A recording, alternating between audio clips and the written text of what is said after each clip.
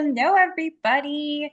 So we have Dr. Amelia Kelly. You guys saw her on her Thriving After Trauma panel with Whitney Reed and Molly Duncan. What a great panel that was. That was really, really informative, and I very much enjoyed it.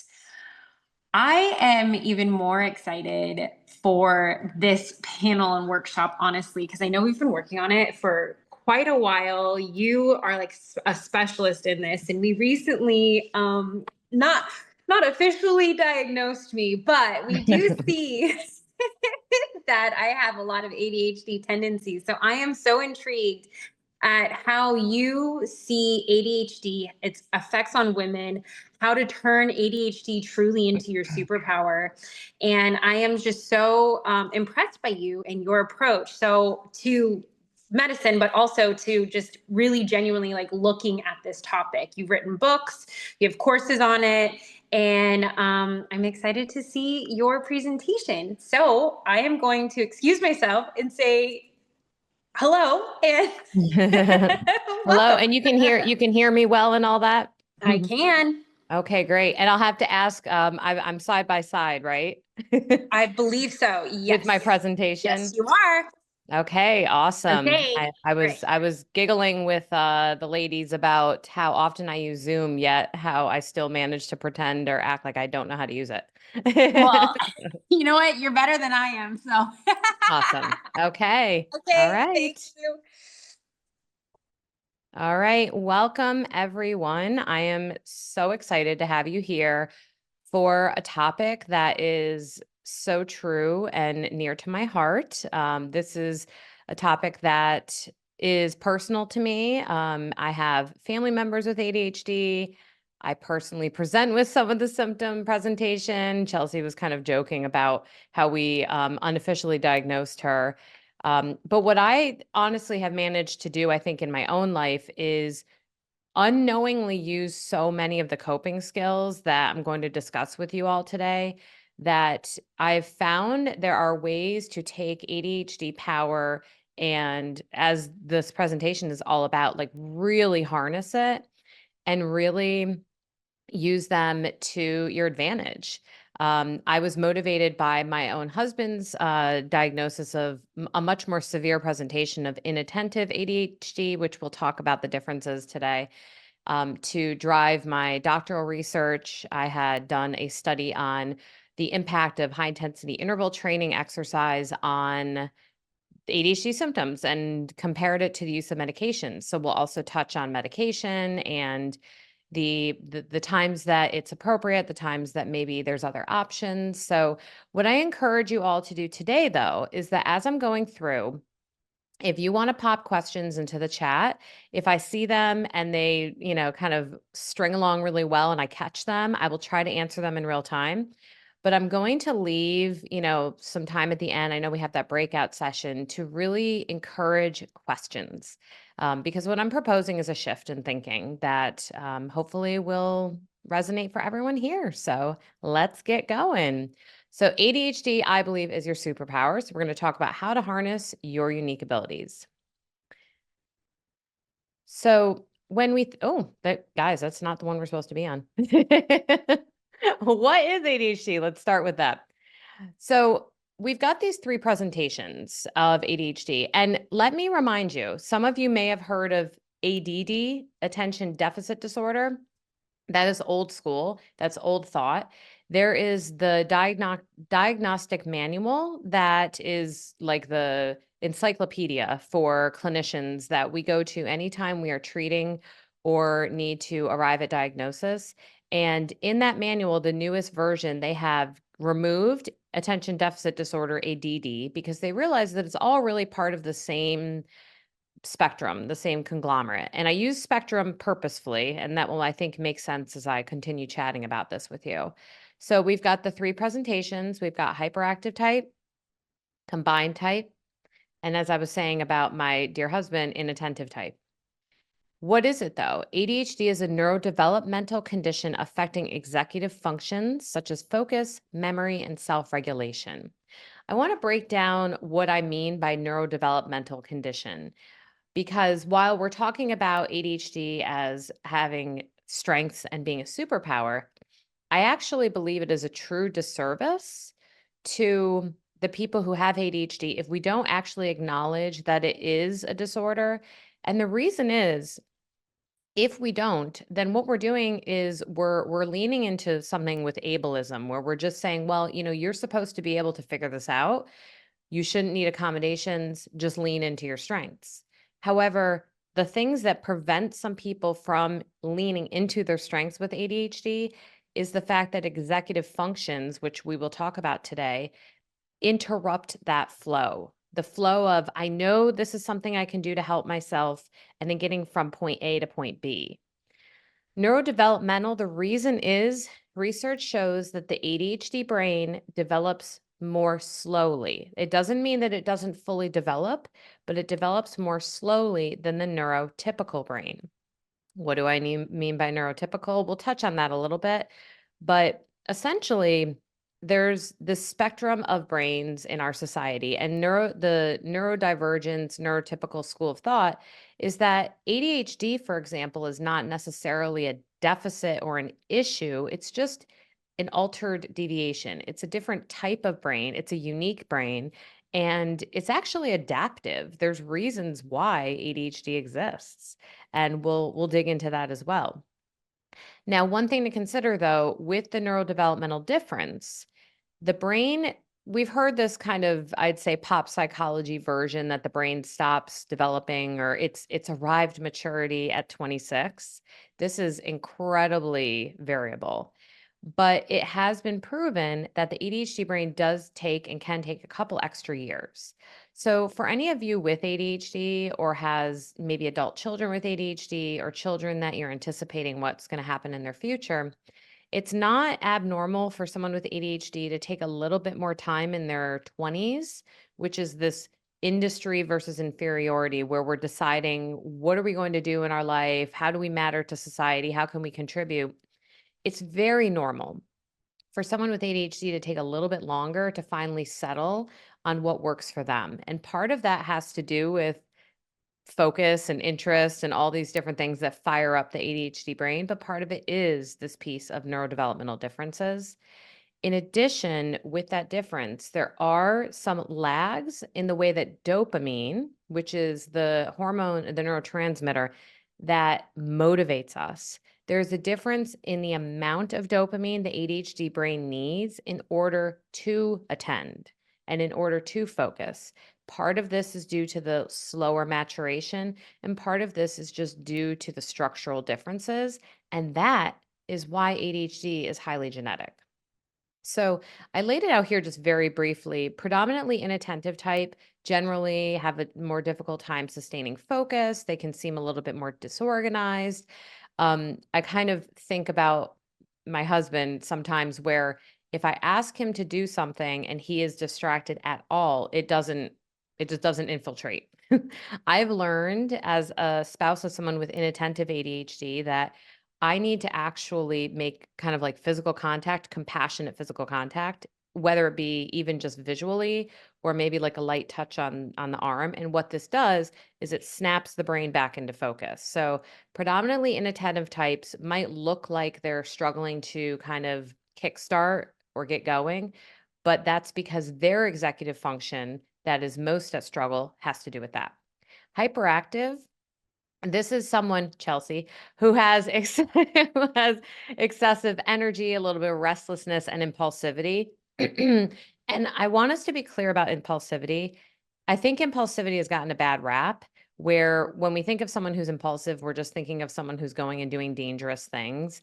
That's not at all when it's honed in the right way. And when the brain reaches maturation, that's not at all what hyperactive impulsivity can or does look like. I run an ADHD support group for women every other Thursday on Zoom, and we actually met last night and we were talking about multitasking. And a lot of the women in that group are hyperactive types, I'm realizing, although that's unique because that's not always common for women. And we were talking about how some multitasking feels really draining and really exhausting and stressful, but then other multitasking is kind of exciting. Like you've got, and this is where I kind of expose a little bit of my own hyperactive tendency. I'm working on 2 books and a book proposal right now because why not? Because that's ADHD power. And sometimes I'll find that if I get a little bored with one, I'll flip to the other. And it's kind of like an exciting feeling. That's what impulsivity, when it's honed correctly with ADHD, looks like. But it can also lead to a lot of issues, which we'll unpack a little bit. And then there's the impulsive combined presentation, and this is a mixture. And I will say, when we start unpacking how it presents in women, this is what I see the most in my practice. I've been working for nearly 20 years now, probably over 20 years now. And a lot of my clients are neurodiverse. And I have a handful of men I work with, but a whole lot of women with ADHD that I work with who are high achievers because they've got that energy and excitement, but they also sometimes fail to launch or fail to sustain. And a lot of times that has to do with the predominantly inattentive part. An interesting fact, though, ADHD affects 4 to 6% of adults and 8 to 10% of children. Why is this? Why more children than adults? Truly, some of it has to do with what I spoke about in the beginning, the maturation. So, as the brain gets to full maturity, some of the executive functions that were clinical before no longer present clinical because it could be a matter of repetitious behavior modification. And I want to be very clear about behavior modification. It does not heal ADHD. Russell Barkley, who is kind of like the the godfather essentially of ADHD research. He offers this beautiful example of how when you expect someone to behavior modify their way out of ADHD, it's like expecting someone who is paralyzed from the waist down to take a ramp in their wheelchair just enough times where they no longer need it. It's just not the case. However, there is some research showing that for children who are less hyperactive and less motor active in presentation, and also who have a high number of supports in place, some of them do age out of some of the ADHD impulsivity and some of those behaviors. But 4 to 6% of adults is still quite a few people. I mean, that's millions of people. And on the other hand, too, let's consider this. I believe we may still be underdiagnosing. And a lot of people would argue the fact that we're overdiagnosing or suddenly everyone has ADHD. Let's be clear, there's a difference between being dopamine dependent because you are addicted to your phones, addicted to social media, addicted to busyness, or maybe even having a trauma response where you're constantly in flight mode. Those things can look a lot like hyperactive ADHD. So there's a difference between that and a true ADHD brain, which we'll talk about. However, I do believe that if we really looked closely at the way that our brains are designed to keep us as a society safe and sustaining and living and doing well, ADHD has some really amazing power. So I wouldn't be surprised if there's actually more. So women and ADHD. I kind of tiptoed into this a little bit, but this is a topic that's very near and dear to me. Actually, I could pull my book, Powered by ADHD. This book specifically is for women, and men have read it too. And I will say my husband inspired quite a bit in the book, but I do have sections on pregnancy and the impact of hormones and all of that specifically geared. But why is it suddenly just now we're starting to have this conversation? I want to highlight for you, and this is wild. Research on females with ADHD did not start until the early 2000s. That is wild and completely inappropriate. They first started studying young boys because, as we're saying here, gendered presentations. Boys often show externalized symptoms like hyperactivity, while girls tend to display internalized ones, such as inattention, which is often mistaken for laziness or shyness. This is really important here. When you think about that term, the squeaky wheel gets the grease. If you have a classroom, for instance, and you have a boy who's presenting with ADHD symptoms, and the symptoms are disrupting the flow of the class, The people who are teaching and guiding these boys are going to bring attention to the issue much sooner. It is unfortunately, but it makes sense, much more obvious and disruptive when you have those kind of symptoms present.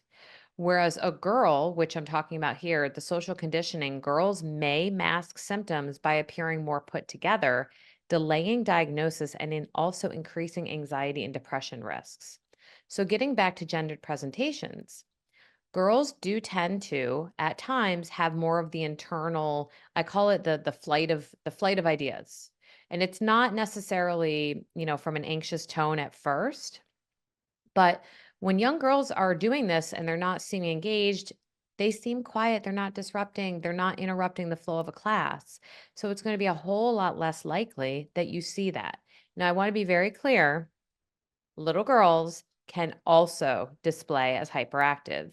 I will say I don't think the term is used quite as much anymore, but if anyone here is, above the age of 20, you've probably heard the term tomboy, which has multiple iterations around it. But a lot of time this was ascribed to girls who were super active, who wanted to get their hands dirty, who wanted to be in and be very physical and experiential. I guarantee you, a good portion of those girls that were once called that may, in fact, have had the more hyperactive presentation of ADHD. But because of our socialized conditioning of girls, there was a completely different perspective. So, underdiagnosis can lead to many challenges in academia and the development of self esteem and confidence.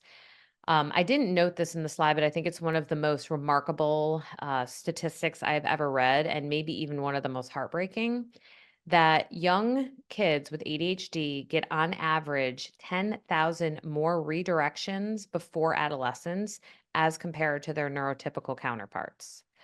Why does this make such a big impact? When you are constantly being redirected, it causes you to start to doubt yourself. It causes an issue with building up your sense of self.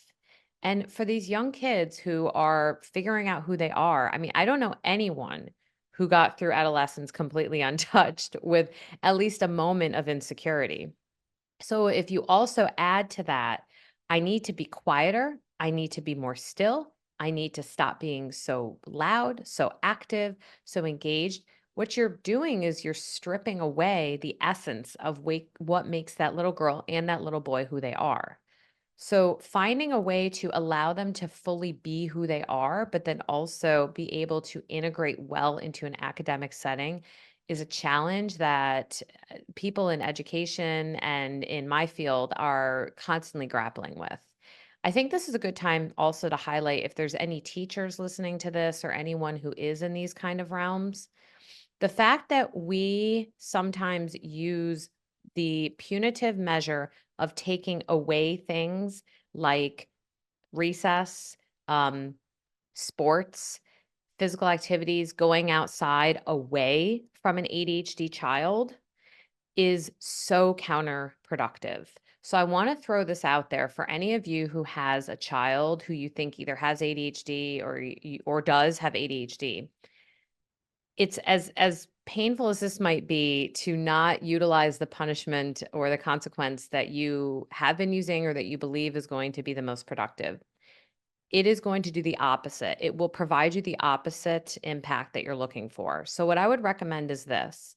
Instead of you better clean your room or you're not going outside, instead, having them work towards small goals in order to go outside. So you're not using outside as a punitive measure, you're using it as a carrot, essentially. So, okay, buddy, I know that your room is really dirty and this is going to be really difficult to attend and stay on task. Let's set a timer because with the ADHD brain, having a little urgency is very helpful. Let's set a timer and we're going to see how much we can get done in 10 minutes. And then you're going to get to go outside and then we're going to come back in and finish it. And we'll talk about transitions and how to make that even more seamless because I'm pretty sure some of you parents are thinking, well, they're never going to go back and finish it. I promise you they will if you use the right skills. A statistic here, girls are 50% less likely than boys to be properly diagnosed, despite the fact that there is an equal prevalence. So I want to be really clear here that boy, that men and women present the same as far as the ADHD spectrum goes. So we're not going to see a difference in how many have ADHD, but we are seeing a difference in how many are diagnosed. So I want to break down just a little bit of the neuroscience. I had tapped this a little bit in the beginning. We're not going to go full Huberman lab on you and spend 2.5 hours on this, but I do think it's helpful to understand a bit of this. So with the brain function, with ADHD, there is reduced activity in the prefrontal cortex. Okay, so this is the front area of the brain, and there is some evidence that over lifespan, it's microscopic, but it makes a difference. There's a microscopic difference in the depth and the kind of like the girth, the oomph of the prefrontal cortex. And let's remember that part of the brain is where we are using a lot of executive functions. I'm going to come back to this.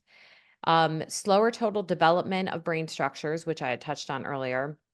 And then, as I was saying, dopamine and norepinephrine systems function differently, impacting motivation and reward processing. I'm going to come back to this. I want to read through because I know a lot of you are probably reading through. I'm going to read through and then come back to the first little nugget I have here.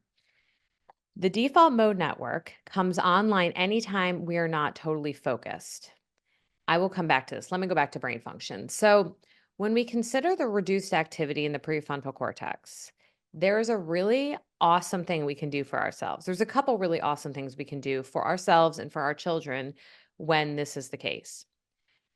Research shows that meditation, and this is not 5 minutes meditation, suddenly this works.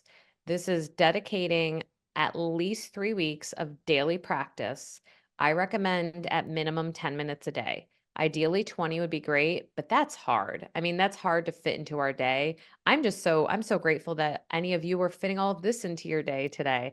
And for any of you who are coming back and watching this, like it's so valuable for yourself and for your kids and those in your life that you're getting this knowledge. So, the way that we can set aside time to sit and scroll or to over clean a kitchen, I know that might sound odd, but just things that we think are the most important. In actuality, if you can carve out those 10 minutes a day for 3 weeks in a row, and then hopefully it becomes a habit and you continue, it has been proven to grow the gray matter in the frontal cortex. So it is literally changing the geology of that brain. It is changing how much activity can happen in that frontal cortex, which is a beautiful thing. As I was mentioning, the slower development of those brain structures impact the way dopamine and norepinephrine, which are motivating neurotransmitters, work in the brain. Okay, so this is a really interesting way to look at this. When I sit and I speak with you all, I'm getting a hit of dopamine as I'm talking to you, and the dopamine is serving as a way to quiet the parts of my brain I don't need right now so that the parts I do need can light up more. So, what we don't want is the whole brain firing at all times. I sometimes joke, I will do 6, 7, 8 therapy sessions in a day. And I'm pretty sure I've trained the part of my brain that can attend quite well. However, there's moments in every session where I'm like, what am I going to have for dinner? What about that book I wanted to read? It just happens. Our brain will slip into the default mode network. So the DMN, this comes online anytime you are not fully focused. And a little interesting fact about the default mode network, they did a study on Buddhist monks who are probably some of the most practiced meditators in the entire world. And they found that their brains can only stay out of the DMN for, on average, 12 seconds. 12 seconds. So let's take a moment to be compassionate with ourselves and kind with ourselves when we consider that our brain is actually not designed to over attend. A very easy example of this would be you get on an airplane and they cut the engines on and it's super loud. You're noticing it. Maybe there's a baby crying. Maybe your baby's crying. There's a lot of things happening. But eventually, and quite quickly, do you ever notice that you're not really paying attention to the sound of the engines anymore? Maybe the baby has become a background noise. Maybe you've soothed your own baby. That's a survival mechanism. Our brains are designed not to pay too close attention over too long of a time so we don't overwhelm our system. The problem becomes, however, when you don't even know you're falling into the DMN. So someone with ADHD doesn't really feel the transition from focusing to not focusing. It's kind of like a slippery slope that's just slipping and sliding back and forth. The point of understanding your DMN is specifically knowing it exists so that you can recognize it and be mindful. The big thing with mindfulness is just knowing that you're distracted. I mean, right there, if you know you're distracted, you're ahead of the game. So a hyperactive DMN, though, can cause, as I was saying, a really difficult time with maintaining focus. And strategies that we'll talk about can really help to keep that kind of task positive network going. Now, just one other little interesting thing about the DMN, you can actually see it in a scan of the brain. It's very centralized. It looks like a T in the brain structure. The thing about the ADHD brain, as I was talking about earlier with dopamine, as I was describing, I need part of my brain to turn off so I can talk with you all and part of my brain to stay on. With the ADHD brain, the whole brain is on all the time. So that's actually where the term hyperactive comes from. It's a huge misunderstanding that hyperactive is linked to someone who's physically active and impulsive. It actually has to do with the overactivity of brain structures. So the purpose of things like medication, which we'll touch on, is to increase, and this sounds very counterintuitive, increase the activation in the brain to help those areas of the brain orchestrate together. I had kind of jokingly mentioned Huberman because he has an excellent 2.5 hour long episode about this on his podcast, but he puts it as like an orchestra. So the whatever it is, whether it be coffee, whether it be Adderall, Ritalin, whether it be high intensity interval training exercise, which is what I studied, when you introduce something that stimulates the brain, it's like the conductor finally stands up, taps his podium, and gets to work. But without the stimulus, the extra stimulus for the ADHD brain, everyone keeps playing. Like the whole orchestra is playing at the same time and you can't hear any parts. So that's why we'll talk a little bit about stimulus and medication and how some of actually the AI tools that we're going to talk about, which thank you, Chelsea, for opening my eyes to this, actually increase stimulation in a different way that we might not have thought of before. So I had briefly mentioned neurodiversity. The definition specifically is that neurodiversity theory sees cognitive differences as natural variations and not deficits. So we're looking for a shift in thinking. We really want to emphasize the strength-based approach to what all of these neurodiversities are. By embracing this, I truly believe that our society can be more innovative, more inclusive, more compassionate, and truly enable individuals to really thrive. So I really want to highlight that group again. I was talking about the Powered by ADHD group that I have with women. So it's this fabulous group of highly intelligent, very high achieving women. They all come to the group initially feeling bad about themselves. A lot of them, have been overcorrected. They carry a lot of ADHD shame, a lot of masking and when we consider masking, it's anytime you do something to kind of override the needs that you actually have so that you can present and appear more kind of similar to the rest of the public. A very easy example, I'm masking a little bit in my desire to fidget because I'm here doing a presentation. I've got myself nice and cozy in this chair. I've got my little bolster here. I want to be here for you guys so you can really focus and take in what I'm talking about. But I'm going to tell you, when I unmask as a therapist, because I'm very much just myself when I'm in the room, I'm still myself right now, but I'm just really, how could I mask for 8 hours? How could I stay still for 8 hours? I can't. So all of my clients probably jokingly know about what a fidgeter I am. I burn calories when I'm in a therapy session. So when we allow ourselves to unmask, what we actually do is we leave room for not only to receive the support that we need, but to also allow others to like really meet us where we're at. It's a beautiful thing when you allow society to say, yeah, someone with ADHD might speak a little quicker or a little louder, or maybe they might have a hard time, launching or getting going. When we're able to say, yeah, that's part of my really cool brain, it actually helps us function better. That's the irony here, is that the more you try to mask, the more the symptoms become an issue. Now, I will put this out there though. There is a level of masking that is somewhat helpful. And what I mean by this, if a masking behavior is reducing your stress, it's probably something you want to continue doing. So, a very simple example would be trying extra hard to not forget your keys. Having 10 different places where you look, a system of finding and looking for them. That's actually a form of masking, because what you're doing, and someone listening might think, well, is that masking or is that a coping skill? Both. Some masking behaviors are coping skills. So someone who doesn't necessarily unmask their ADHD, that they might have a hard time getting places on time, will set like 7 alarms to try to trigger themselves to get out the door on time, so that no one realizes that they actually have a propensity. Look at me, I'm fidgeting now. Actually have a propensity to um to be late. So, but if anything, it's helping you function, it's lowering your stress, it's something you like, that's usually a masking behavior that falls in a positive category. I actually have a whole assessment you can do on how your masking behaviors function in my Powered by ADHD book.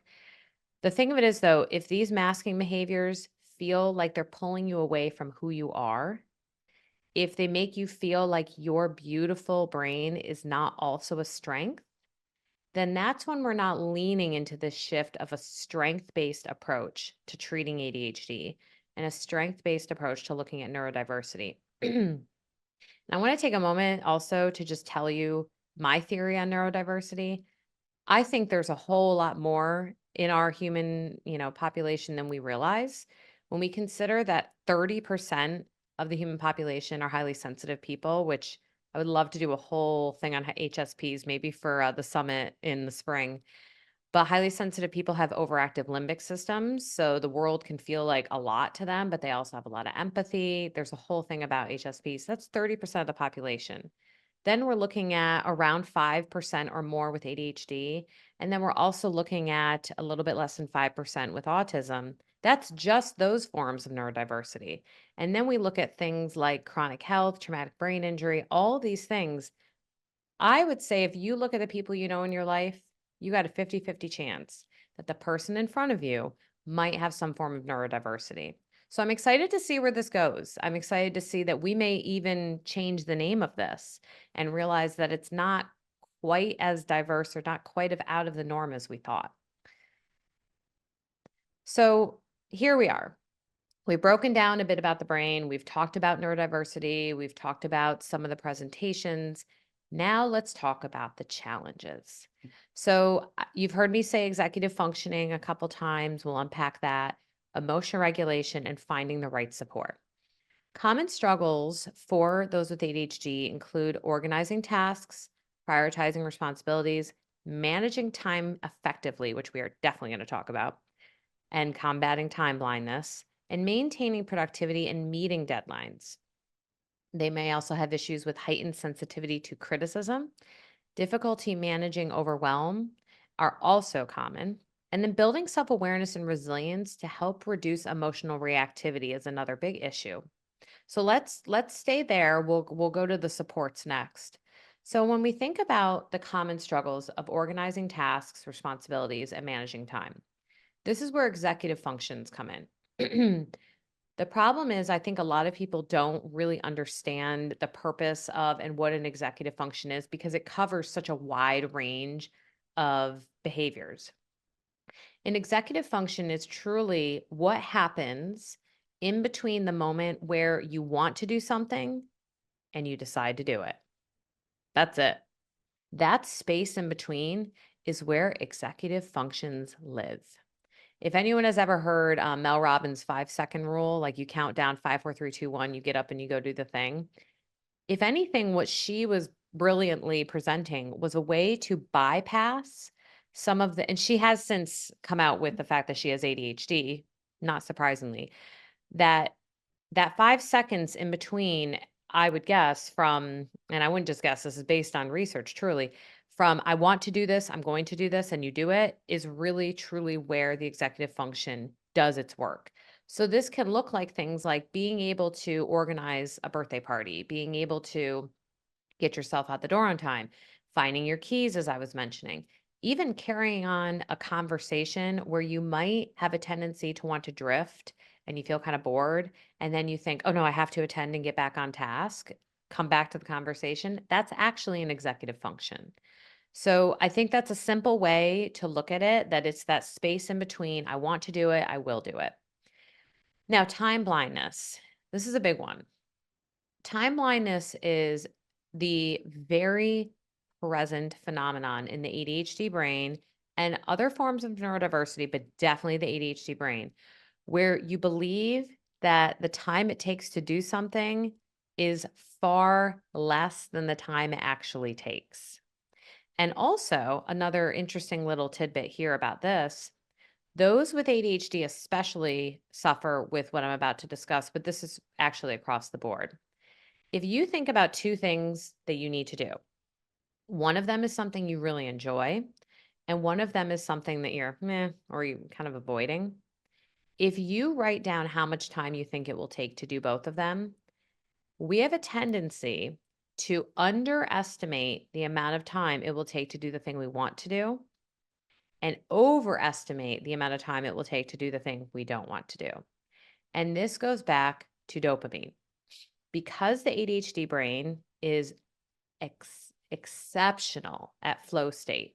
Flow state meaning where just time disappears and you are just zeroed in. Even our confidence increases during flow state.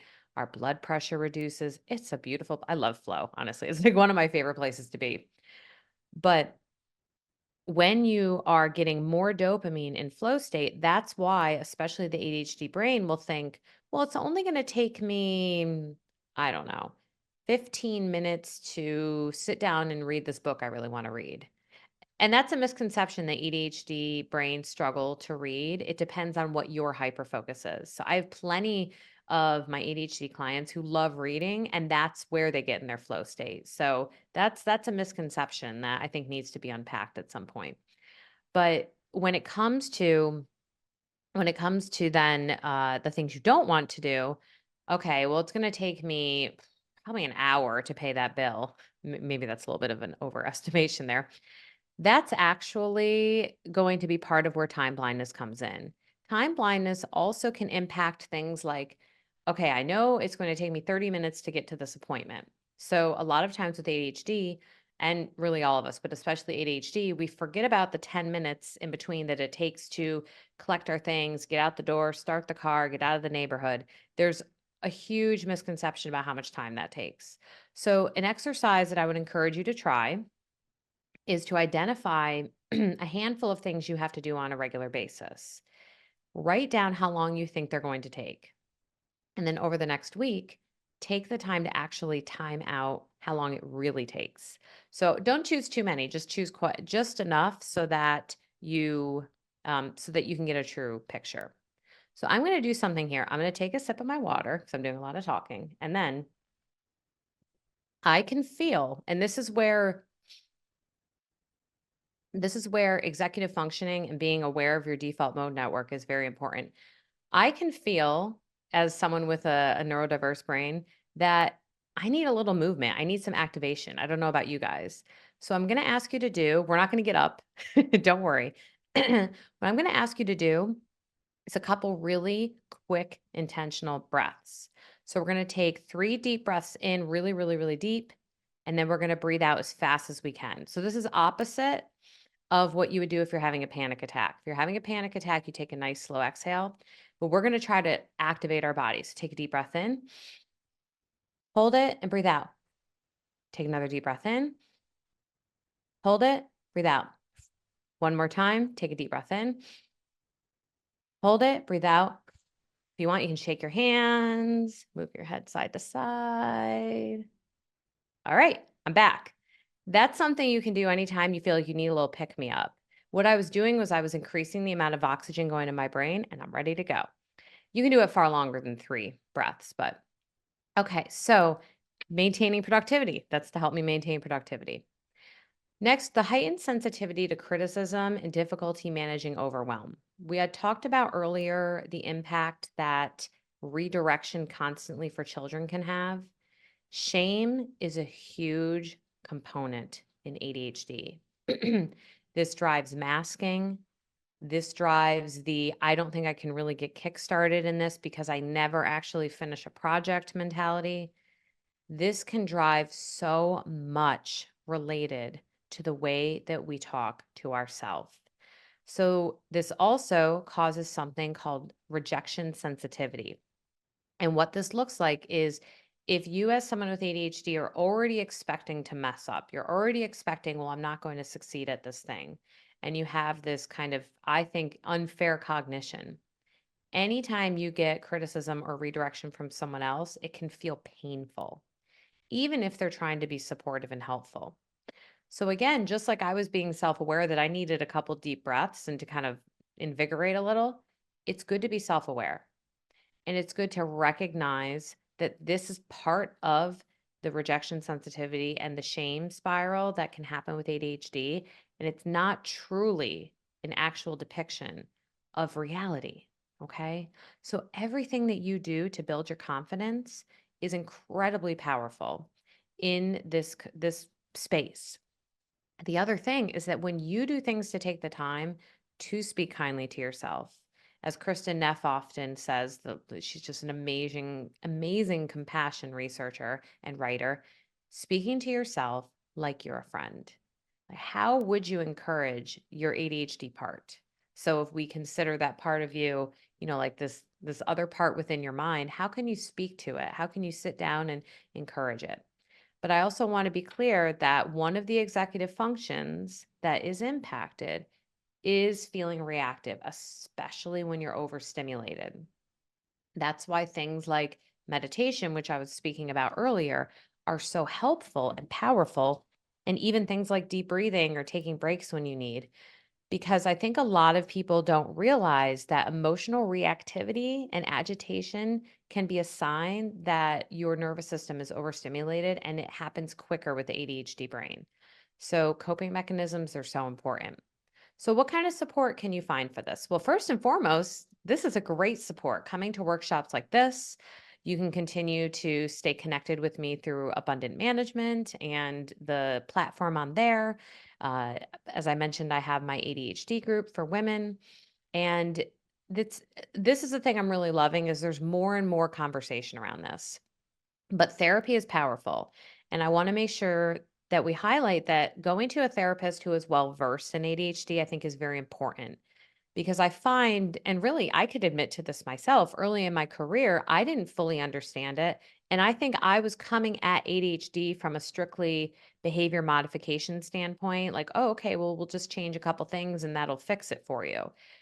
It's so powerful to find someone who understands the beautiful abilities of ADHD as well to be your therapist. ADHD coaching is getting more popular.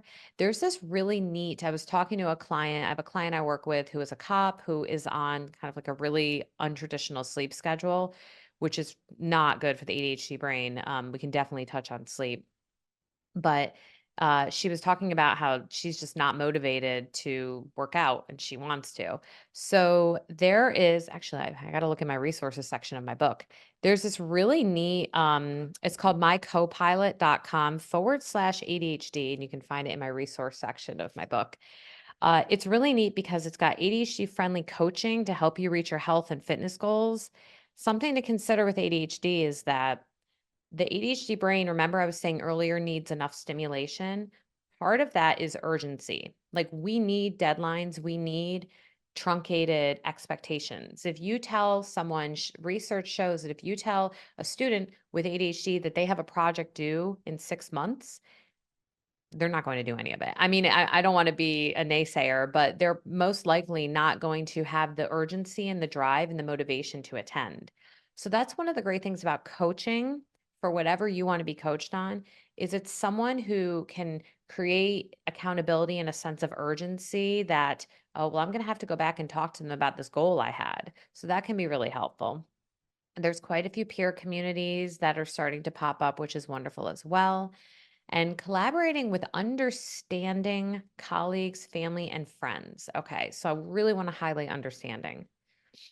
Finding people who look at ADHD as a form of neurodiversity in the way we were talking about neurodiversity, that neurodiversity is an adaptive trait, that it is a unique, different type of brain, that we should all be so lucky to have someone who has ADHD in our family or to work for us or to have as a friend.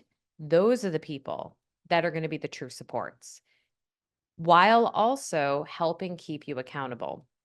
I sometimes tell this funny joke about, it's not really a joke, but it sounds like a joke. One of my dear, dear friends is probably one of the most disorganized, combined type ADHD individuals I know. And she was in my wedding, and I love her. And I also told her that the rehearsal started an hour before it actually did. And she showed up on time for the actual rehearsal.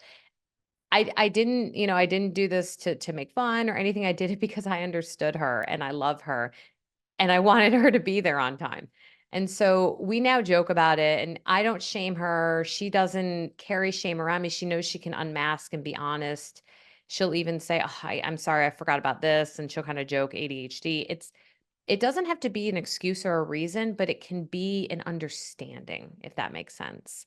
So there is so much that could be chatted about. And I just realized there are so many chats coming I'm not even looking at them. We're going to have to go to them at the end. Actually, maybe I'll take a moment to take a look.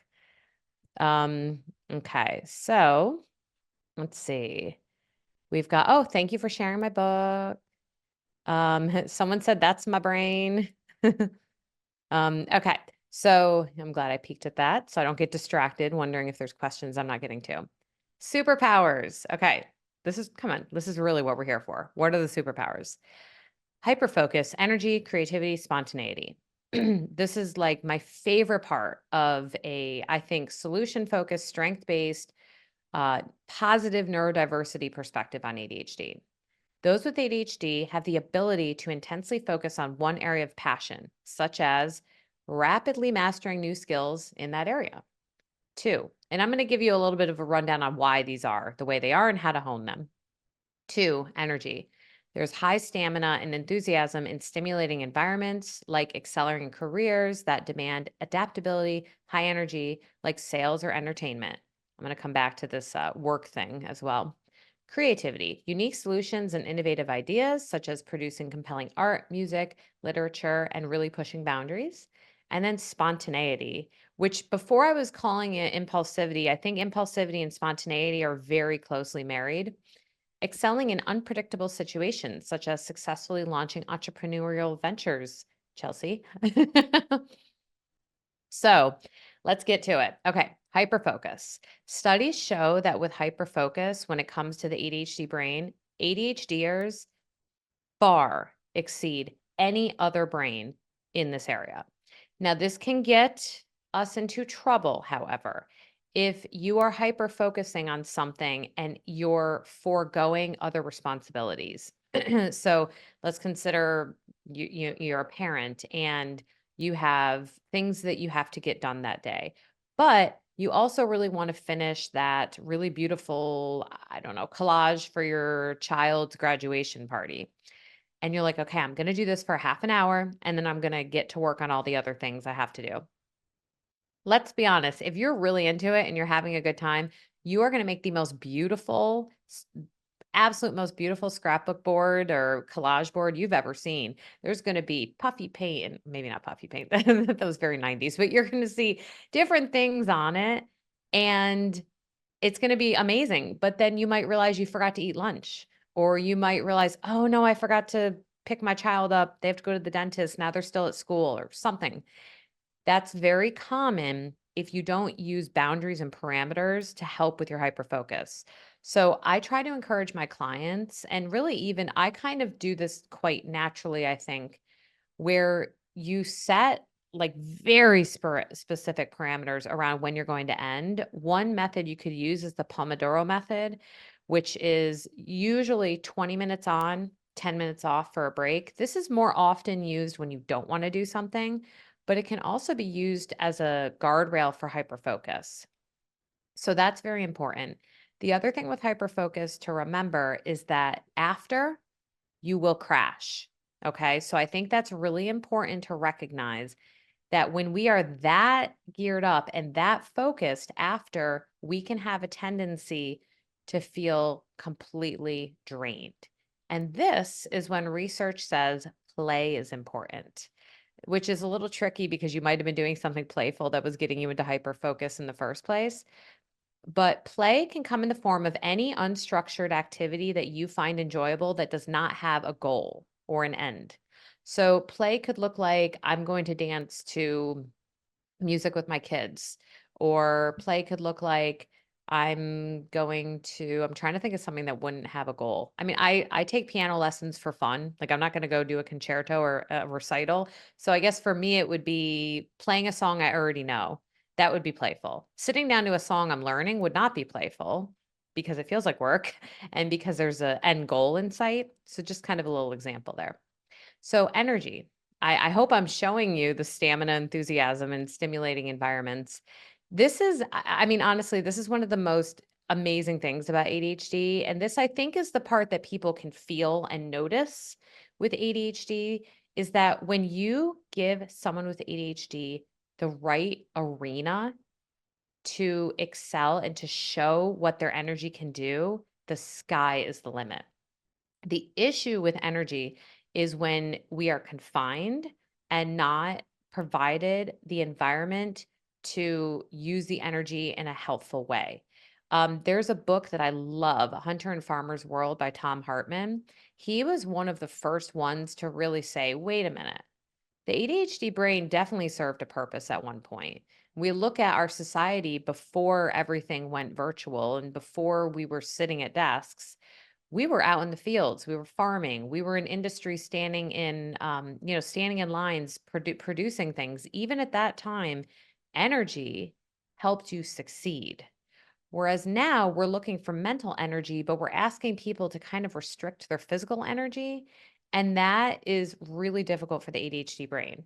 And that's why I encourage things like I'm not going to move my desk right now because you won't have, this will be forever to get it back together. But over here, I have a standing desk. I use that quite often to kind of get my body going or get energy flowing again.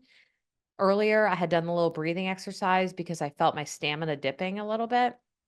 Tapping into what your energy is doing and whether you need a pick me up or whether you need space to roam and run is really powerful. Next, creativity. Okay, this is really cool. There was this neat study about creativity with the ADHD brain. They had neurotypicals, non ADHDers, and neurodiverse ADHDers sit down and create a unique animal. So, an animal that has never been created before, they had to draw one. What they found was that the neurotypicals, the non ADHD brains, tended to borrow from things they already knew, a duck bill, the fur from a dog. Like they borrowed things and ideas that they had experienced or been exposed to. But they found with the ADHD brain, they went far beyond the window of creativity and were much more likely to create outside that window of creativity and to create things that truly were fully unique. And this is possible for both neurotypicals and neurodiverse.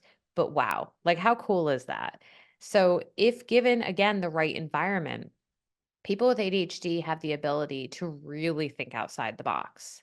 And then finally, as I was saying before, spontaneity. There's a wonderful TED Talk. I honestly forgot the guy who did it, but it was called Attention Different. And he starts off the TED Talk saying, "Hi, I'm so and so, and I'm a painter, I'm a makeup artist, I'm a ski instructor, I'm a sculptor, I'm a therapist." I mean, he just was like going through this whole list of things. And he said, "And I have ADHD, and that's why I've done it all." That's a really cool part of ADHD is that because of the dopamine drive, when we do something new, we get more dopamine.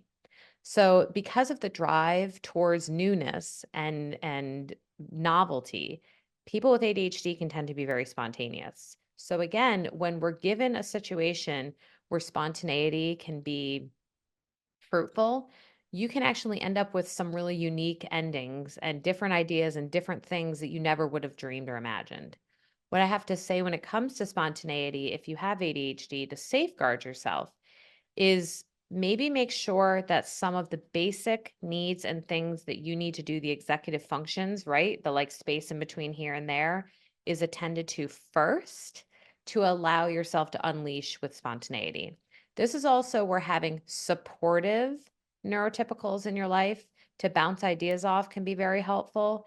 I have this one client, she comes in almost every week with a different idea. And I sometimes call this the cart before the horse syndrome, where you're literally looking at the end result and you're not looking at the steps that lead to the end result. That's what spontaneity can lead to sometimes, which leads to this notion of failure, as we were talking about earlier with failure schema.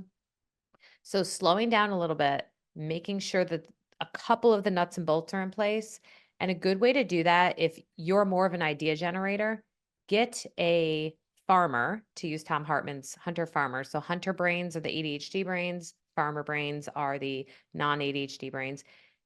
Get a farmer on board who can slow it down and do some of the little nitty-gritty nuts and bolts for you so that you can have your spontaneous ideas develop.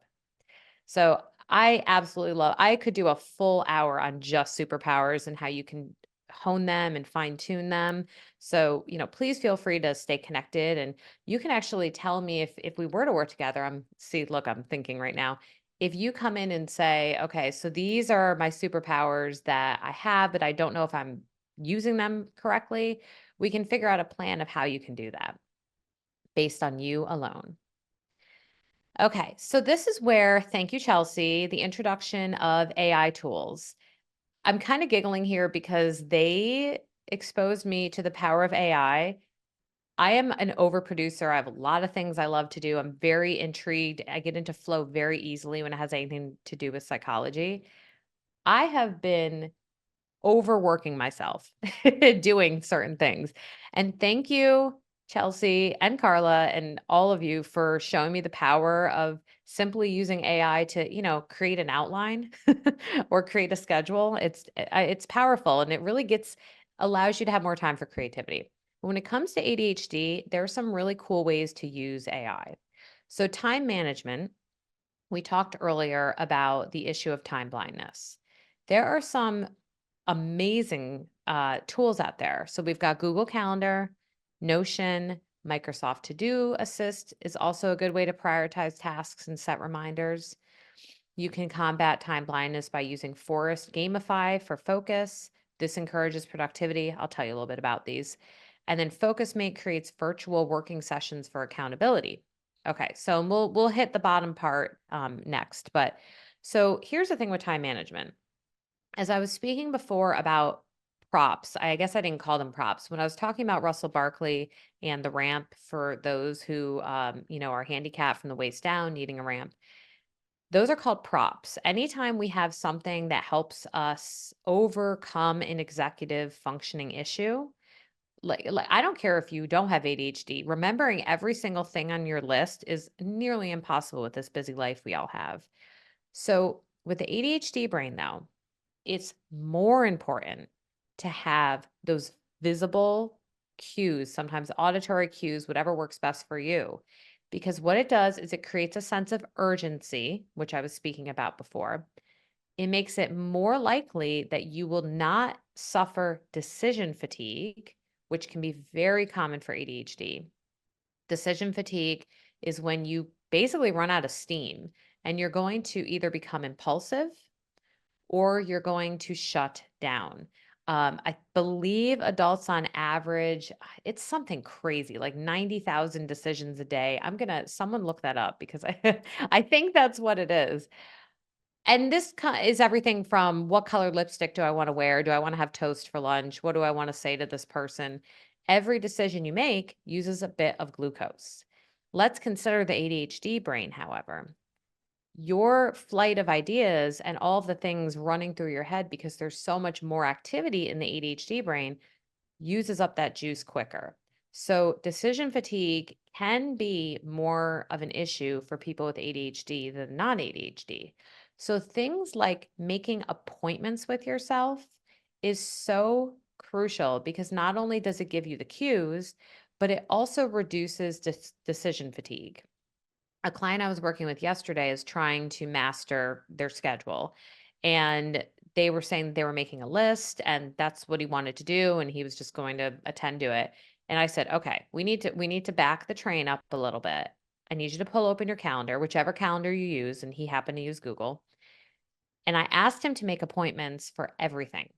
I talk about this in Powered by ADHD. I also talk about it in the ADHD workbook that I've been working with Chelsea and Carla on. That'll be coming out hopefully this spring. But when it comes to scheduling, we're much more likely to show up for an appointment than we are maybe to organize our cabinet when we said we were going to. But what if organizing your cabinet was an appointment? What if you get a reminder, it dings and it says, organize, it's time to go? That creates more urgency. And also, these apps are really cool because some of them will stay on your home screen or continue reminding you until you do the thing. So I want to ask you to be honest and authentic with yourself and not click you've done it unless you've done it. Okay. So some of these other things here, and there's also quite a few really cool apps in Apple. I sometimes joke that there must be half the staff there probably works has ADHD, because some of the skills they offer on their devices are definitely ADHD friendly. But Forest Gamifies was a really interesting one that I came across when I was researching for chatting with you all. And it's neat because it kind of turns your tasks into a game where as you get things done, you actually get to like grow a forest, which is really cute and really fun. Um, there's also another self-care app that it's escaping me right now. I'll have to go back. It's like there's like a little bird. If anyone knows, put it in the chat. It's like this little bird that you take care of. And every time it reminds me of like a Tamagotchi. Like when you take care of it, you get to decorate its room or get it a little like, I can't remember. I'll come back to it if I remember. So, executive functioning support. Here we've got a couple different things that, again, can really further help you organize your tasks and your projects. Trello, Asana, Todoist. These are just a couple of many support tools that you can use. But then let's also consider things like Otter AI, AIDS note taking, Grammarly. Okay, this is why I think AI tools like this can be especially helpful for ADHD.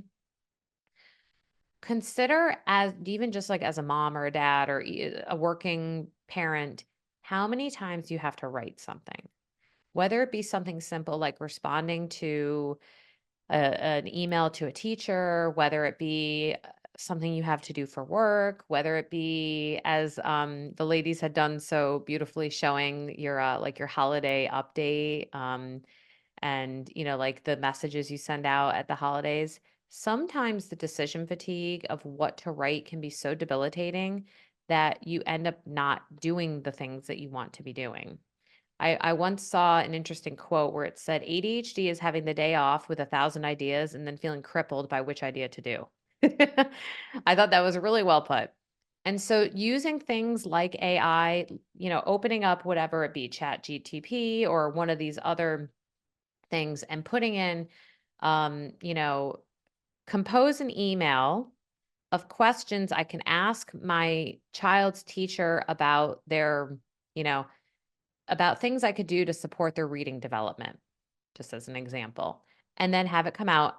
Oh my gosh, you have this huge laundry list, and you think, well, that's a little much. Shorten it.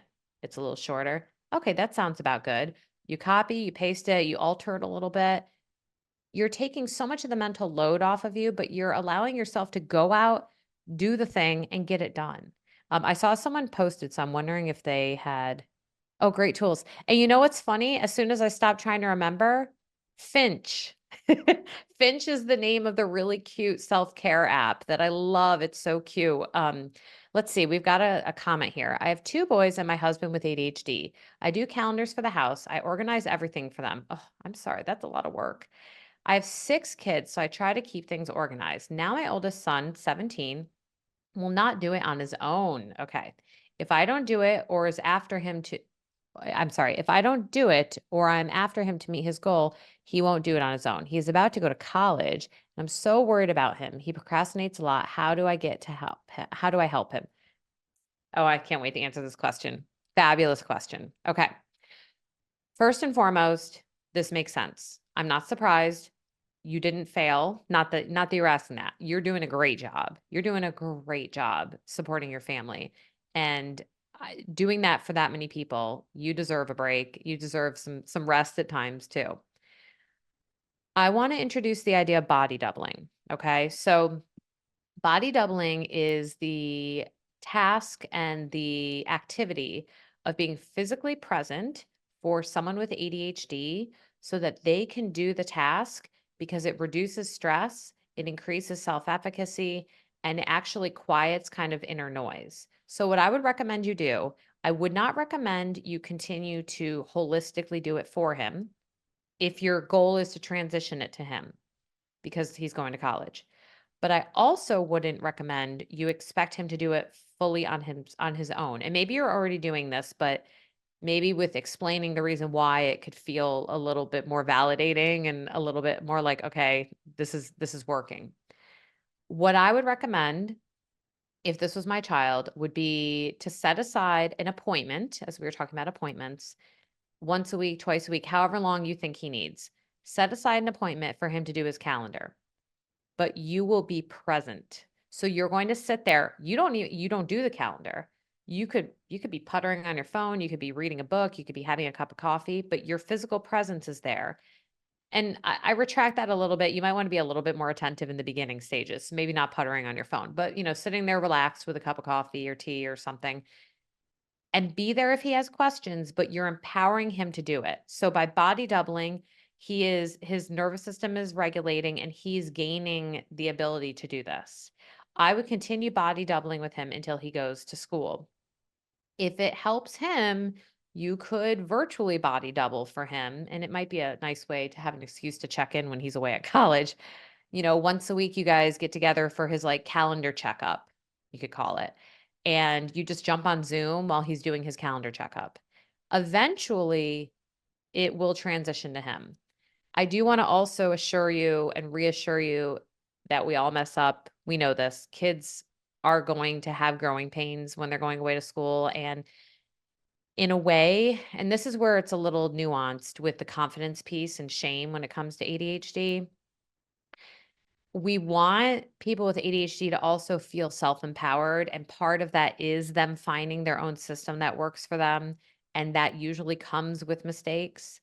And so he might need a system that's a little different than what you all are doing, but he's not going to really figure that out until he makes mistakes and figures it out.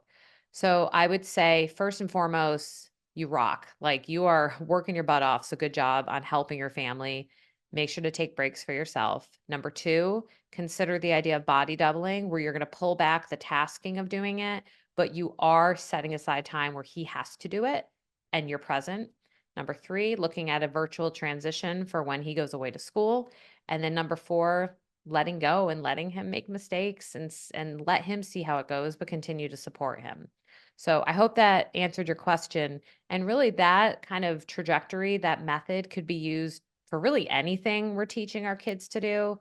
Um, and sometimes too, I do encourage parents and mamas to consider that some of the things some of the executive functions, like, okay, I want my room clean, I'm going to clean it, that space in between takes trial and error, takes full brain development, and sometimes takes them being motivated to do it. So, fabulous question. Thank you for that. So, here's a sample of a day managed with AI, and you can pick and choose what works for you. Morning routine. You start your day with something like Alarmy to establish a consistent wake up time. And this is where I'm going to talk about sleep a little bit. Then you can use Notion or Google Calendar to map out your tasks and goals. Now, the reason this is in the morning time is because as the day progresses, you will be less likely to look at your calendar when you're not in a panic. Okay. So we're more likely to look at our calendar later in the day when there's a crisis, kind of like, oh no, when was that thing? Or, oh, I missed this. Or, how long is this? What we're looking for instead is, as I was saying, kind of like a calendar checkup. Okay. The next is during the day. Break tasks into manageable chunks with something like toggle track for better time management. This allows you to engage focus in things again like forest or focus mate or something that you think is fun. Now, this is also a great time to do something like meditation. So, using apps like, well, I have it at the end of the day too, but I think during the middle of the day also is really powerful. Just a way to kind of like take a mental break. Research shows that neurodiverse individuals use their eyes much more intensely than neurotypicals. And so, something like 5 to 10 minutes of just closing your eyes during the day can be powerful, which is opposite of what many dopamine hungry ADHD brains want to do when they're taking a break. Because I have a pretty good feeling that quite a few of us are tending to grab our phone and scroll when we're lounged out during our break. We're like, just like, okay, finally. Or even honestly, taking your phone to the bathroom. I know that's a funny thing to say, but those moments where you're taking a mental break and you're scrolling, what you're doing is you're taking more dopamine in. And what I'm proposing is taking a moment to close your eyes and give your whole nervous system a break. So it doesn't have to be full on meditation, but it's just think of it as an eye break. And then the evening routine, you can take time to reflect on the daily accomplishments, use Dalio or some other journaling app that you like. Or I know there's Molly, who I was with the panel yesterday on trauma, has some beautiful journals. So if you like physical journals, wind down with mindfulness tools like Calm or Headspace. Or I actually have a channel on Insight Timer, which is another free. There's different, levels of it. You can get premium. There's courses and things on there too. But those are great ways to kind of set yourself up for sleep. This is where I do want to touch on sleep really briefly. I didn't designate an entire slide to it, but I'm realizing I probably could have. Sleep is probably the most crucial thing for the ADHD brain because when we are lacking sleep, our executive functions, whether or not you have ADHD, will suffer. We need sleep for our brain to not only make the proper connections, but to also be able to flush toxins out. Okay. So we get a buildup of toxins in our brain during the day, and things like hydration, exercise, meditation, breathing, and sleep are the ways that those toxins are flushed back into our body and out of our system. When we consider the fact that the ADHD brain needs more juice, more stimulation, you're interrupting it when you're not sleeping. Here's the kicker though. People with ADHD tend to struggle with sleep. And I actually did a really great interview with Joseph Purnell on my podcast, The Sensitivity Doctor, about combating insomnia with CBTI, which is great. And I'll have to share it with you guys in my portal or my platform. But um, the thing about the ADHD brain is that the natural increase of melatonin, which is our sleep hormone, starts later in the day for ADHD brains. And this makes sense when we think of this hunter farmer kind of brain. Farmers are intended to get up early in the morning. Hunters are intended to stay up in the middle of the night and keep everyone safe. Okay. So there's a neurological reason why people with ADHD sometimes, this is not across the board, but sometimes struggle to fall asleep early. And then they get into this shame spiral of like, I don't sleep well on a regular traditional schedule, or I feel really tired in the morning. So that is why doing things like intentionally winding down are helpful. Research also shows that ADHD brains need more lag time between stimulation to sleep. So, what I encourage a lot of families I work with is to look at the lighting in your house. If it, at night you have your lights flipped on, there's a lot of stimulation happening, you're not promoting the healthy release of melatonin that the ADHD brain and every brain really needs. And when melatonin goes up, cortisol goes down, our body feels more rested and restful. Because I don't know about you, but anyone who has stayed up past their bedtime or any of our little kiddos who stay up past tired, when you start to get that restless leg feeling, restless leg syndrome is actually more prevalent with ADHD, especially at night.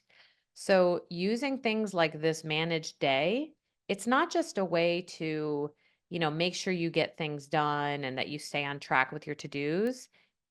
The way you sleep at night starts with the way you do your day. Okay. So if you are doing things to ramp up in the morning, stay sustained in the afternoon, and then drop down in the evening in a nice kind of gentle way, you're really doing yourself a service. Another thing to consider is caffeine. So, because stimulants like Adderall and Ritalin and Concerta and caffeine can help to orchestrate the brain to focus, a lot of people with ADHD self medicate with caffeine. I would urge you, if possible, to try to stop consumption of caffeine at the very latest 2 o'clock to 3 o'clock in the afternoon. However, I had mentioned my inattentive husband. He can literally have a cup of coffee and go to bed. So I'm not saying that that is across the board, but it can interfere with the ability to reach that rapid eye movement, that nice deep sleep. And this is really important because people with ADHD also don't REM as deeply. And REM is where our executive functions rebuild their juice. So we're really looking at how do we create a day that promotes rest at night? That's really hard as a working mom or dad, and you're busy and you're going and you're going. And that's why having things blocked out, which we go into extensively in the book that I'm working on with the ladies, I think is really helpful. So, this is just an example. You can alter this however you want. You can use other apps. And obviously, I didn't put anything in here about, using Grammarly or Chat GTP because that's really individualized based on if you work or what you have to do during the day. So, thriving going forward. I've hit on quite a few things today. So again, let's take a deep breath, get centered, and let's think about from what I've discussed with you today, what do you want to bring forward with you? So I think some of the most important things is to leverage your strengths, like creativity, energy, hyperfocus, and then finding systems that work for you in a community that supports that. And then focusing on progress, not perfection. This is where we're going to talk about growth mindset.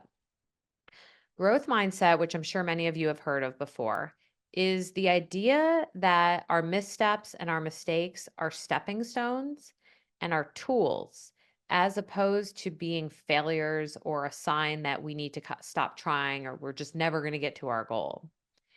It's really crucial to remember that if you look at your mistakes and your mishappenings and your failures in a growth mindset, you actually keep your compassionate brain kicked on. And research shows that the compassion center of the brain is most connected to the creative center of your brain. So, what do we need when we're trying to come up with solutions or figure out how to manage our day or, work in a way that works with our ADHD brain? We need to be creative. And that way, by taking the time to think about this as a journey, think about every time we mess up as an opportunity. It's so powerful for that shame tolerance I was talking about earlier. It also helps with rejection sensitivity. And for you who have kids with ADHD, or maybe because it is highly hereditary, if you have a child with ADHD, I would urge you to at least do a screener. You can go on, you can literally Google adult self-report scale for ADHD. It's an empirically supported scale you can do and just take a peek. So if you don't necessarily have a diagnosis, it can be good to just check it out because it is hereditary.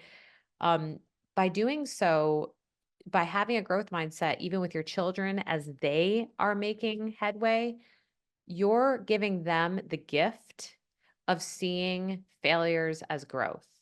I don't know if anyone here has read Atomic Habits, but James Clear spoke to, a huge handful of people who you would consider successful, who have started big businesses and done big things. And one of the practices that he started to do because someone had encouraged him was at night at dinner, he would check in with his kids and say, "Tell me how you failed today."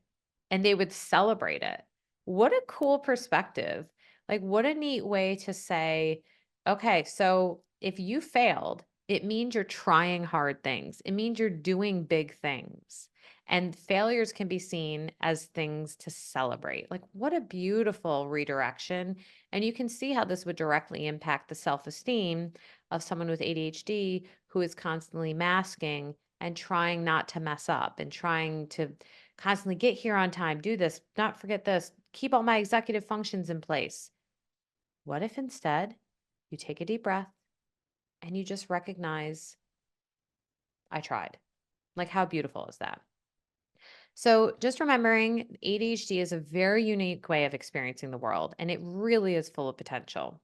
So, I want to ask each of you to think for a moment. And if you wouldn't mind putting it in the chat, and you don't have to if you don't want to, but it'd be really neat to see your responses. What makes you different is what makes you exceptional. So I want you to explore your own superpower. So I'm talking about going to books, coaching, community sessions. I want you to take a moment and try this. Put into the chat, if you can, one thing that you either learned today about yourself or something you're recognizing is actually a really unique thing about your ADHD brain. Or if you're here as a parent of someone with ADHD, take a moment to write in something you're recognizing about your child or your loved one that makes them exceptional and interesting because of their ADHD brain. So I'll just give you guys a moment to pop that into the chat. And then I'll just see, let's see. You can join Dr. Kelly's group coaching. Oh, yes. Yes, please do. Please join. That'd be great. Let's see if anyone wants to put something in here. And this is also a wonderful time if we want, as you guys are generating and thinking. I want to thank you all for being here. This is also a beautiful time to ask questions or to reflect or to say something that maybe you learned that was a little bit different. I wanted to start the breakout a little bit early because I think that this was a lot of information. And I want to answer any questions you have or give ideas because remember, with ADHD, it's very individual. And each of you has such a specific, different experience that everyone is probably going to have completely different ideas of what they need. So let's get back to the group here. Okay. Sorry. All right. So if you guys want to turn your screens on if you like, you can join in. And then I am here to open up conversation and see what you thought and what you're noticing and what you want to know a little bit more about. If anyone's here.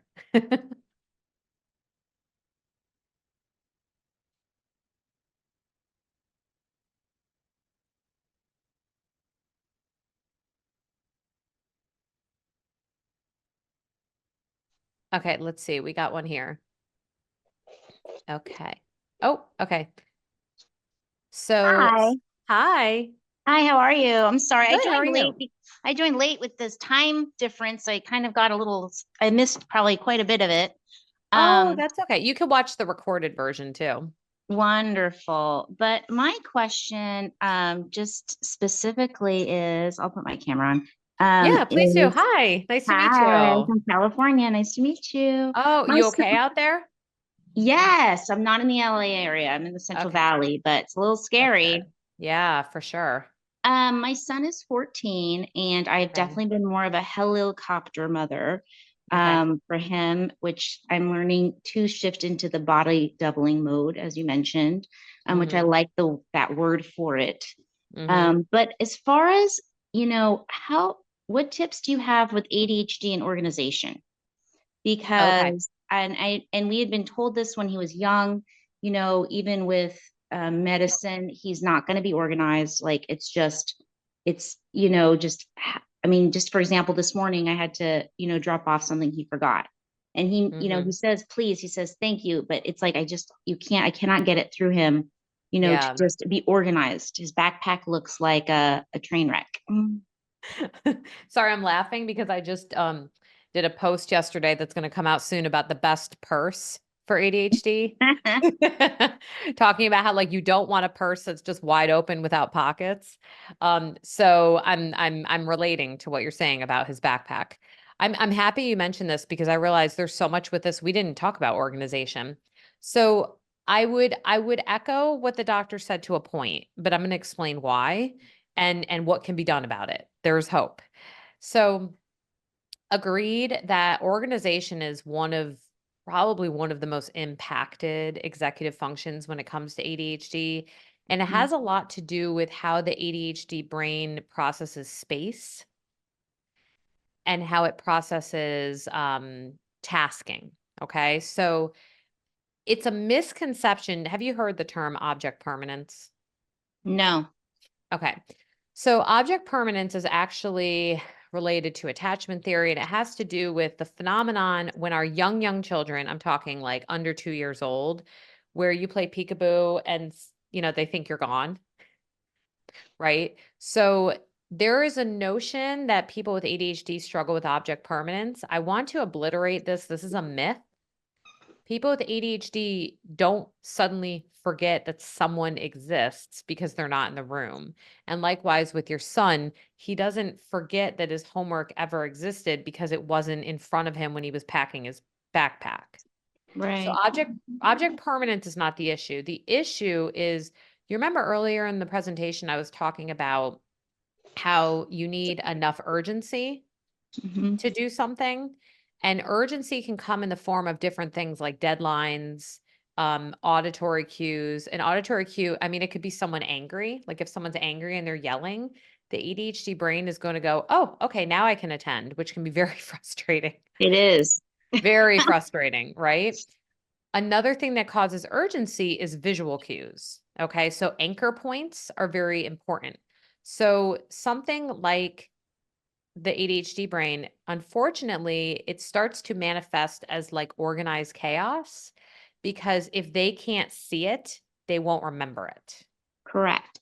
And that explains why I'm sorry to interrupt, why, No, please. you know, you know, they're grooming him. He's in 8th grade. They're grooming him obviously for high school to be, on Right. top of things. He has different Mhm. teachers now for every subject. So, a lot of the teachers want him to have a separate notebook, a separate file folder, he can't, it's like almost, it's too overwhelming, to have Totally. 6 different folders. You have to Mhm. put your homework in them. So he actually does. And he told me, Mom, I work so much better if my papers are just loose, like they're just shoved in there. Mhm. And I Mhm. kind of honestly, I get it. Yep. So it's just, that's what becomes hard because, Mhm. that it ends up being, just a big stack of papers.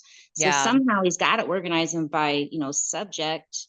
And maybe that's Mhm. just then, doing a nightly, like, okay, let me sit here and check while you do it. And I am trying to Mhm. slowly do that also. Yeah. Well, so I think you're onto something where if you can check in, this is something that I think we need to remember often when it comes to parenting ADHD or being in a partnership. We need to ask them what works. Like we need to Mhm. ask them what makes you most likely to succeed because it's not going to be the same thing as what would work for a neurotypical brain. Right. So for a neurotypical brain, they might respond better to something that looks highly organized. They might say, okay, pink is social studies and blue is math. And there's just this like beautiful system that can fall out of a neurotypical brain. That could also work for some ADHDers. Sometimes if they're remember I was saying the thing about dopamine? When you are driven, you're more likely to attend. So finding what drives him. So if you have a very artistic child who is driven by art and driven by color, they're probably going to be driven by notebooks that are different colors.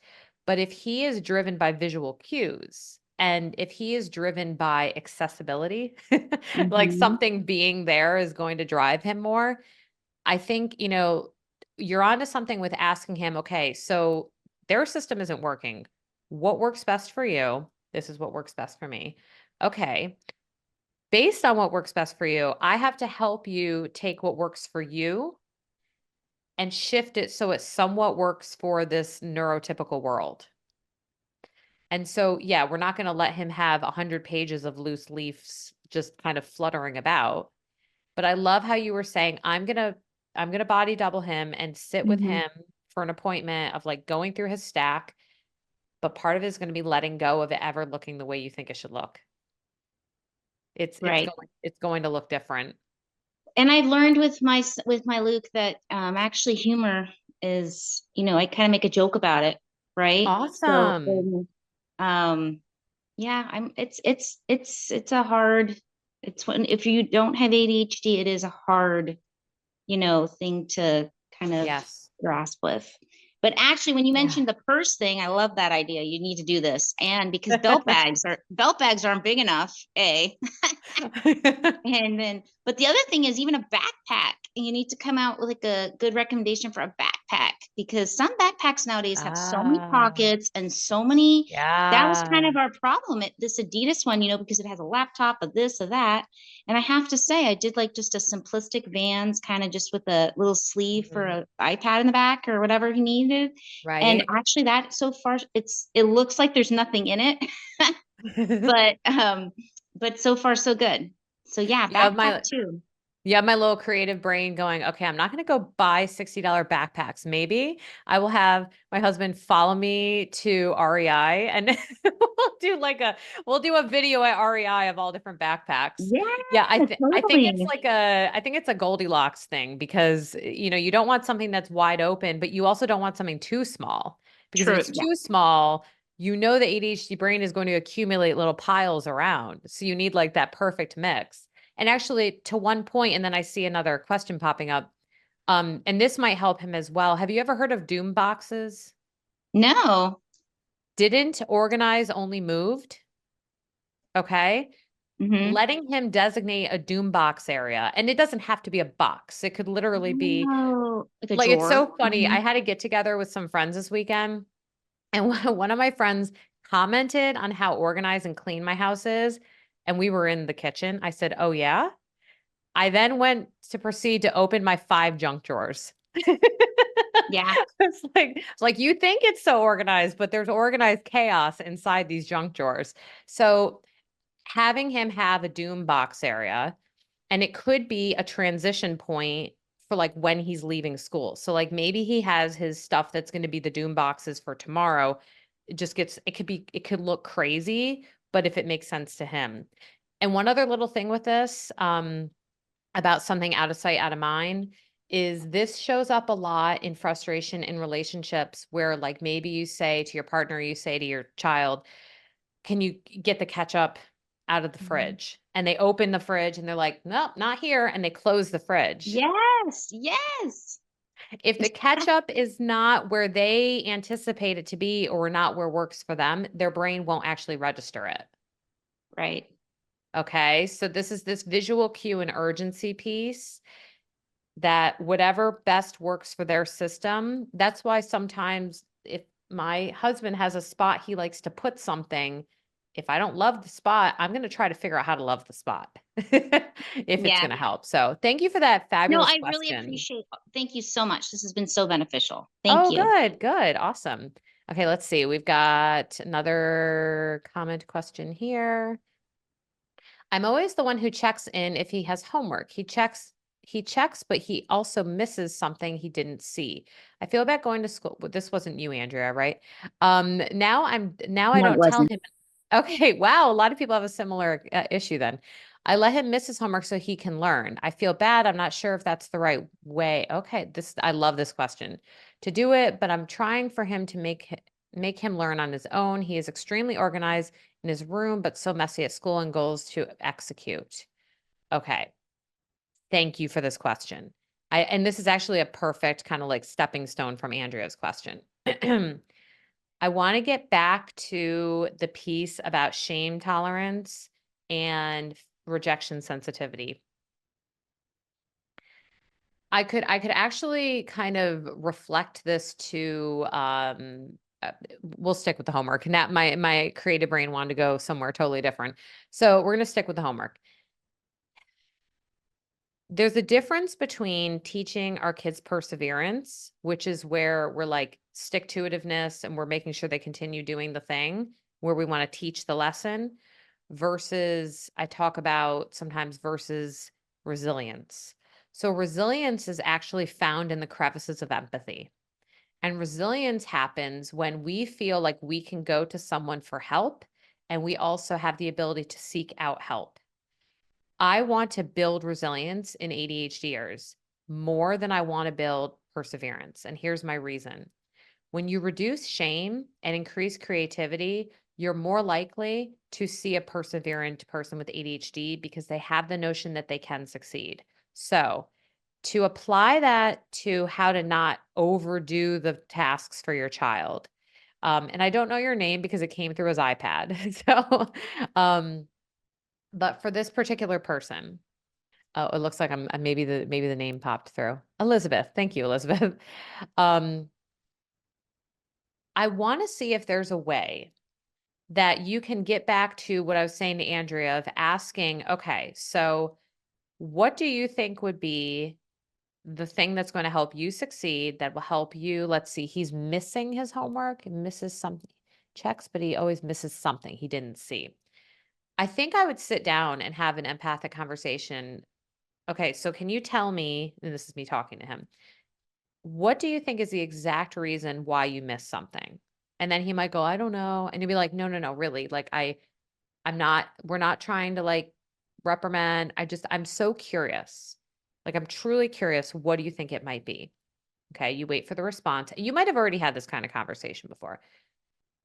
I would encourage you and your child, like I was saying with Andrea, to kind of come up with a creative, different way to help him remember that uses some of the skills we talked about today that you will body double him for at first. Okay. So let's say hypothetically the answer is, well, I don't know what the answer would be. The answer is something like, well, I forget to look at the back of the sheet. I'm just making that up. The prompt would be that I'd say on a daily basis, maybe you have like a little post-it that says check the back. And wherever he's going to do his homework, you have a post-it laying there that says check the back. It's a visual cue. It's reminding him he then gets to check the back. The goal here is to give him chances to feel what it feels like to succeed, but to find cues and visual aids and reminders that work as props to support him remembering to do the thing that he was struggling to do. Okay. So you'll be part of the creation process, but he's going to be the one that executes it and gets to feel the success. I think, this is I think sometimes we get into this realm where we think like an ADHDer is being oppositional, or they're just lazy, or they just don't care, or they're not trying hard enough. People with ADHD are usually trying harder than neurotypical people. I mean, it might even potentially be that he's masking so hardcore when he's in school that he comes home and he lets his hair down and he's just like, I'm done trying. So that's another thing too. You could even ask the teacher, what kind of cues or reminders, or what do you do in the classroom that triggers them to attend to their things that they have to do? So sometimes applying that at home. So it's curiosity, exploration, creativity, implementing something unique that triggers the behavior, letting the behavior trigger them. And so I think that's when you can let them kind of fumble a little bit. And then if they're fumbling, then ask, how do we rework this creative solution? And let's see. Oh, okay, good. It's saying that was a good session. Yeah, we're getting close to the end of our time. So let me see if oh, you're welcome, Andrea. Let's see. I think I'm going to make sure there wasn't another question. ADHD mom here. I'm definitely someone who needs to see my stuff so I don't forget things, but this drives my husband crazy. Maybe have him watch this. And, again, that idea of doom boxes, you guys, you can actually make doom boxes beautiful. Like we have a doom box on our kitchen counter that's like this really pretty gold wire basket. And it really is kind of where everything just goes, but it's technically a doom box, but it looks pretty. So maybe for making our spouses be able to handle it, it could be something physically appealing. So all right. So if anyone wants to turn their screens on to ask one last question, I know we've got maybe like just a couple minutes left. Otherwise, I encourage you to stay connected. Like I was saying, I currently have this book out, Powered by ADHD. That's you can find that anywhere books are sold. I've got the Powered by ADHD group that I run every other Thursday. But there's more. I'm going to be offering a lot of awesome resources through Abundant Management. And I'm super excited because it's going to be a space where we can really kind of collaborate together and your questions can get answered in real time. And if you're ever in need of coaching sessions, or we realize that there's some really awesome kind of skills that everyone's asking questions about, we can put together special trainings and different workshops for the things that you guys care about. So feel free to stay connected with me. I'm super active on Instagram, and I've got my website, ameliakelly.com. And then you can also find all of that great stuff through Abundant Management as well. And then booking coaching sessions and joining the community would be awesome. So yeah, I'm just so honored to have this time to be with all of you and to help us reframe ADHD and just look at it from a strength-based, solution-focused mindset. And feel free to stay connected. And I don't know if Chelsea or Carla want to pop on, or how we're going to transition to your next session, but I know we got lots of fun stuff happening today. Yes, yes, she can telesession. Well, you have your group coaching, right? We're being asked if you can do telesessions. You do group coaching sessions. Yes. We can facilitate that as well. There's a booking link with Dr. Amelia in your Abundant Academy pre-event material. We definitely encourage you to go and look at that. This was a very lively session. I'm so proud of everybody and all of the moms here today, because I really think that this has been helpful, resourceful for both ADHD moms and moms of ADHDers. I think it was really, really cool. I know I learned a lot. But I always love watching you. Awesome. Awesome. All Thank you so much. Bye. We'll see you soon. Thanks, Bye. ladies. Bye. Bye.